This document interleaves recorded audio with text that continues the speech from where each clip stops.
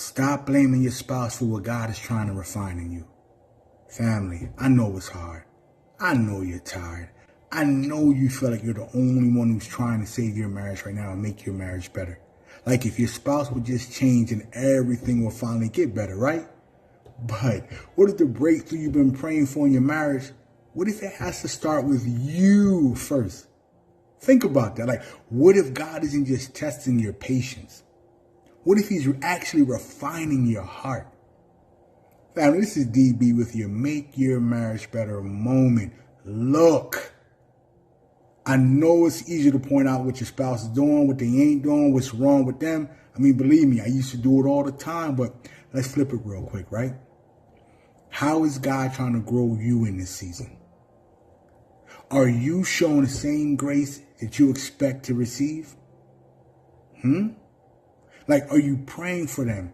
Or are you just praying about them? Like, Father, get your child, fix them. Are you waiting for them to change while resisting the change that God is calling in you to make?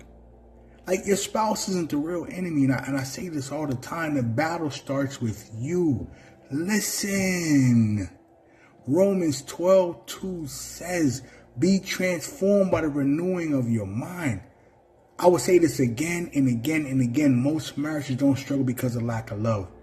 They struggle because of a mindset that refuses to shift, a hardened heart, someone not willing to let go of what's going on. Like, you think your spouse is the problem, but your perspective might be the real problem.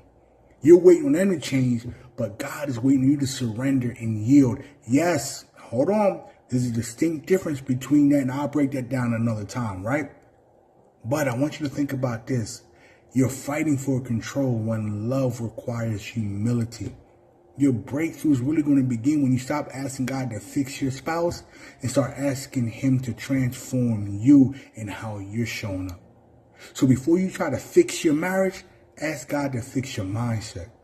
Shift your power from Lord, change my spouse, to Abba, Father, my God, change me. Show me how to love my spouse during the season in a way that brings you glory, honors my spouse, and makes my marriage better.